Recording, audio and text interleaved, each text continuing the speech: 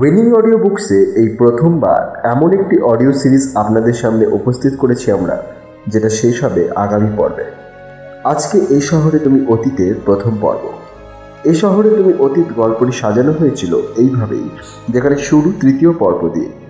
আজকে তার প্রথম পর্ব শুরু করছি। আজকের গল্প সুভাষিসদের লেখা এই শহরে তুমি অতীত এর প্রথম পর্ব। আমিও রোজ একটা জিনিস অনুভব করছি, বুঝলে মামুনদি? মামুন জানে এটা হওয়া অস্বাভাবিক কিছু নয়। আমাদের মুরাগাছা যেতেই হবে এই রহস্যের সমাধান করতে। কুশল, তুমিও যাবে? থাক না, দাদা ভাইয়ের শরীরটা। আমি জানি অনু, কিন্তু ও না গেলে আসল কথাই জানা যাবে না। এইখানে থাকলে ওর ক্ষতি, কারণ তুই হয়তো জানিস না এইখানে কুশলকে কন্ট্রোল করছে অন্য কেউ। সেটাই দিদি বারবার বোঝাতে চেয়েছে। তাহলে আমাদের আর সময় নষ্ট করা চলবে না, এক্ষুনি বেরোতে হবে। ঘরের মধ্যে চারজন টেবিলে বসে একভাবে কথা বলে চলেছিল। হঠাৎ করে গোঙানির শব্দে ওরা চমকে গেল। এই সন্ধ্যায় বাড়ি যেন অন্ধকার হয়ে গেল, সবুজ আলো যেন চারিদিকে ভরে গেছে। গোঙানির শব্দটা আরো কাছে এলে এইবার দিব্য ভয় পেয়ে যায়। এটা কি? তোরা আমাকে কোথায় নিয়ে যেতে চাস? গলার কণ্ঠ যেন একটা দানবের মতো। ওদের সামনে একটা দানব এসে গেছে। 13 বছর আমি এই দিনটার জন্য অপেক্ষা করেছি। এইবার মামুন ভয়ার্ত স্বরে বলে উঠল, তুমি কে? আমি কে?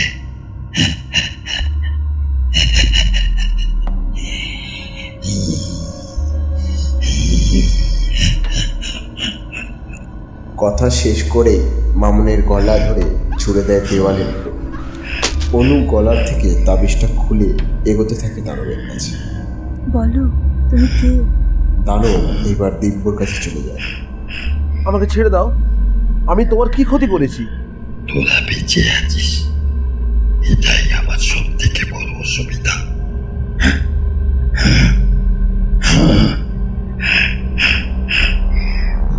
দানব এইবার অনুর দিকে ছুড়ে দেয় দিব্য। অনু সাহসী, সেইবার দানবের কাছে এগোতে থাকে। ততক্ষণে দানব সেই জায়গা থেকে পালিয়ে যায়।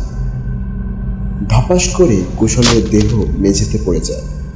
মামুন অনেক কষ্টে উঠে কুশলের কাছে যায়। কুশল, কুশল, তুমি ঠিক আছো তো?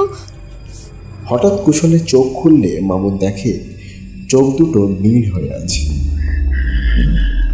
আমি ভালো আছি। তারপর ভয়ানক দৃশ্য। মামুনের শরীর যেন হাড় ভাঙার যে শব্দ হয় সেরকম ভাবে হচ্ছে। তারপর সেও বলে উঠল,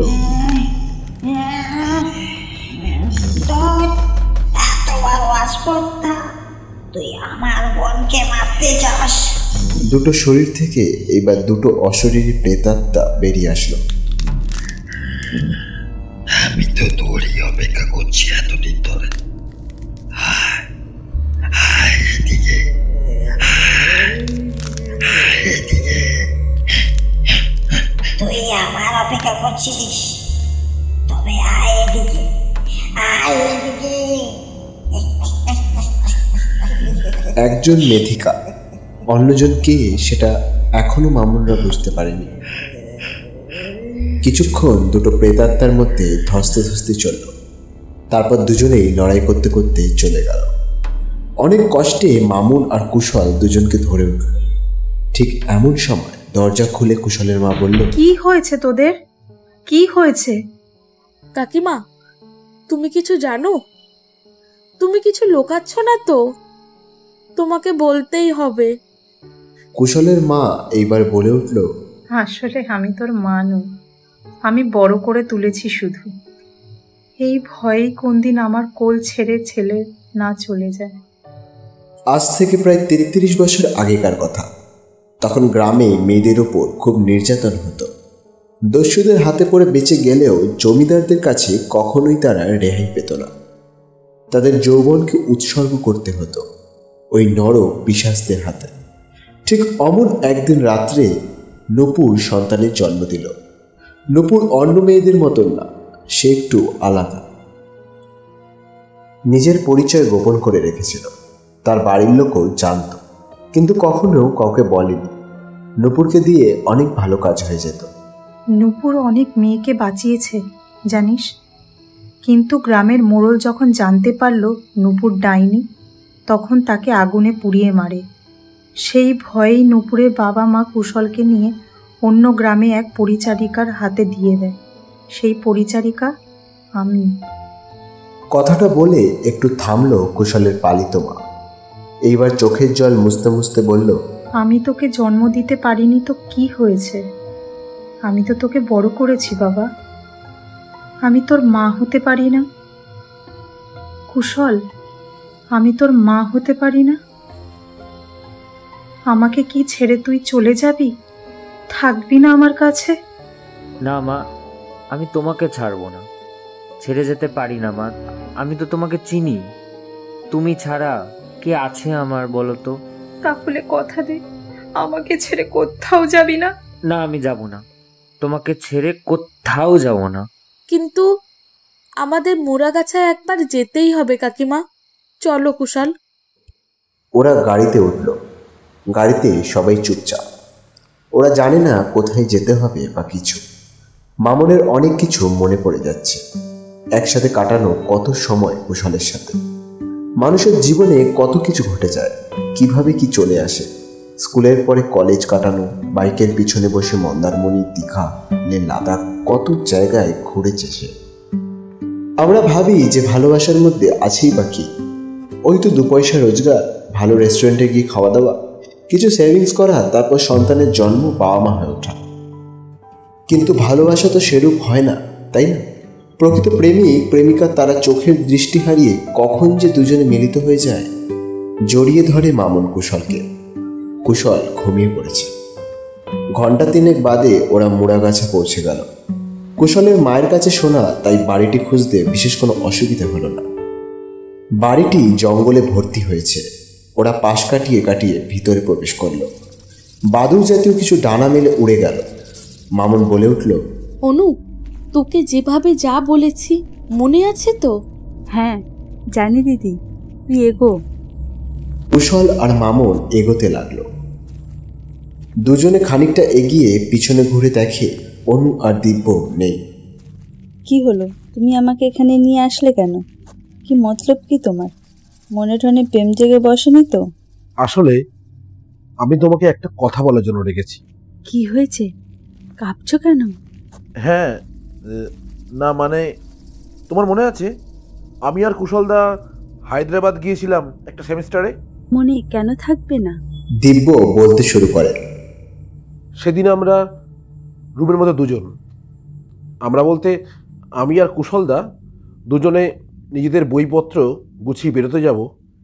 ঠিক এমন সময় একটি সুন্দর দেখতে মেয়ে আসলো। কাল তোমাদের সাথে পরিচয় করা হয়নি। আসলে আমি এই পাশের রুমে আছি। বলছি, তোমাদের মধ্যে কেউ ড্রয়িং করতে পারো? কুশলদা সব কিছুতেই এগিয়ে যেত, কাউকে সাহায্য করা ওর যেন জিনে লেখা আছে। কিন্তু আমার হিংসা হতো ওদেরকে একসাথে দেখে। ধীরে ধীরে এই হিংসাটা চরম হয়ে উঠল। জানো অনু, আমি এই সত্যিটা চেপে রেখেছি অনেক দিন ধরে। যাকে দেখে আমি এতদিন ছুটেছি আর যার জন্য মনের মধ্যে হিংসা জন্মেছে, সে তো মানুষ নয়, একটা রাক্ষসী। সে আমার জন্য নয়, সে তো কুশলদার জন্য আসতো। তুমি রোজ এই সময় বাইরে দাঁড়িয়ে থাকো কেন? আমি দেখেছি তোমাকে যখন কুশলদা ঘুমের মধ্যে থাকে, তখনই তুমি আসো। কেন আসো? তুমি কি সন্দেহ করো আমাকে নিয়ে? আমি জানতে চাই তুমি কে। সময় হয়নি এখনো বলার, তবে আমি তোমারও বন্ধু হতে পারি। তুমি যখন ডাকবে আমি নিশ্চয়ই আসবো। তবে আজ রাতটা তুমি থেকে যাও আমার সাথে। বেশ, তবে তাই হোক। সে রোজ আসে আমার কাছে, সাথে কিছু বাচ্চা নিয়ে। আমি জানি কুশলদা মানুষ নয়, সে তো একটা দানব।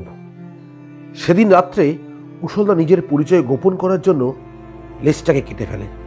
তারপর সেটাকে সে ডাস্টবিনে ফেলে দেয়। আমি সেটাকে তুলে নিয়ে আসি। তুমি বিশ্বাস করবে না, ওই লেজের পশম থেকে কত ছোট ছোট জীব বের হচ্ছে। আর তারপর ওই মেয়েটা এসে বলে, তুমি জানো তুমি কতটা উপকার করেছো আমার। মেয়েটা যখন আমাকে স্পর্শ করলো তখন আমার সারা গা ঠান্ডাতে জমে যাচ্ছে। শোনো, যখন তুমি সন্তানের জন্ম দিয়েছো তাহলে তুমি বাবা হয়ে গেলে। আমি বিভোর হয়ে গেলাম। আমার চোখে মুখে শুধু তার ছবি ভেসে উঠছে। আজ তুমি আমার সন্তানের বাবা। হ্যাঁ, আমি বাবা। তারপর সে আমাকে কত কথা বলল। তাকে চুরি করে নিয়ে গেছে। সে যেখানে থাকে সেখান থেকে ফিরে আসা সম্ভব নয়। কিন্তু তুমি কে? বলো, তুমি কে? আমি মিথিকা। কিন্তু এ সম্পর্ক কিভাবে সম্ভব? জানো, রাজা হিড়ম্বরের বোন ছিল হিড়ম্বা, যে একজন রাক্ষসী ছিল। ভীমের বিয়ে হয়েছিল এক রাক্ষসীর সাথে। সে যাকে জন্ম দিয়েছিল তার নাম ঘটোৎকচ। তাহলে তুমি এত চিন্তা করছো কেন? মেথিকা আমাকে সব ঘটনা বলে চলল। সে প্রতিশোধ নিতে চায়। আমরা ওর অস্ত্র। আমরা 4 জন ওর অস্ত্র। এতক্ষণে ওরা কখন অন্ধকারে পৌঁছে গেছে ওরা নিজেরাও জানে না। যে সম্পর্ক আমার আর মেথিকার মধ্যে হয়ে চলেছে দিনের পর দিন, রাতের পর রাত, আর কুশলদার শরীর ততই খারাপ হতে চলেছে। মেথিকার আশা বন্ধ করে দিল। ওই দরজা, ওই জানালা, ওই বিছানা আজও শ্মশানের ছাইয়ের একটা স্তূপ হয়ে আছে। এতক্ষণে দিব্য আর অনুকে খুঁজতে খুঁজতে মামুনরা চলে আসলো। দূরে দাঁড়িয়ে মেথিকা বলল, দেখো, আমি তোমার মধ্যে থেকে তোমাকে পথ চলার আকার দেখাবো। তুমি আমার পথেই চলবে। অনু এইবার, কি হয়েছে দিদি, কাঁদছিস কেন? কুশল স্বাভাবিক হয়ে গেছে। ভিতরে কি হলো? তোরা কোথায় হারিয়ে গিয়েছিলিস? আমরা হারিয়ে যাইনি, হারিয়ে গেছে আমাদের সত্তা। ওদের সামনে মেথিকা বলে ওঠে, আমার কাজ ফুরালো। না মেথিকা। কারণ এই শহরে আমি অতীত। কেন? কেন এই শহরে তুমি অতীত? না মেথিকা, তুমি যেও না। তুমি আমাদের সাথেই থাকো। যে শহরে আমার দম বন্ধ হয়ে আসে, যে শহর থেকে আমি পারবো না আমার মতন করে বাঁচতে, সে শহরে আমি অতীত। তোমরা ভালো থেকো। তা হয় না মেথিকা। তুমি দেখো তাকিয়ে একবার, পরিবেশ কত শান্ত হয়ে গেছে। দেখো তাকিয়ে, নতুন সূর্য উঠেছে। আর মহামারীর যে প্রকোপ পড়েছিল তা তুমিই তো শেষ করেছো। তবে ছেড়ে যাওয়ার কি দরকার? দিব্য, আমি তোমাকে রোজ দেখতে পাবো লাল আকাশের নিচে। লাল আভায় খেলবে আমার আর তোমার সৃষ্টির সন্তানেরা। আমাকে সন্তানের জন্য যেতে হবে। একটা দিদি তার পরিবারকে সুস্থ রেখে চলে গেল অন্য জগতে। পরিবার যেখানেই বড় হোক না কেন, দরকারে তারা আসবেই। অতীত তো কিছু হয় না, আমরা অতীতকে ঘিরে বেঁচে থাকি। যদি অতীতে কিছু ভালো করে থাকি সেটাকে আঁকড়ে ঘিরে বাঁচতে চাই। যদি অতীতে কিছু ভুল করে থাকি সেটার দুঃখ সারা জীবন বয়ে নিয়ে চলি। তাই তো এই শহরে তুমি অতীত, যার হয় না শেষ, শুধু চলতে থাকে কাহিনী।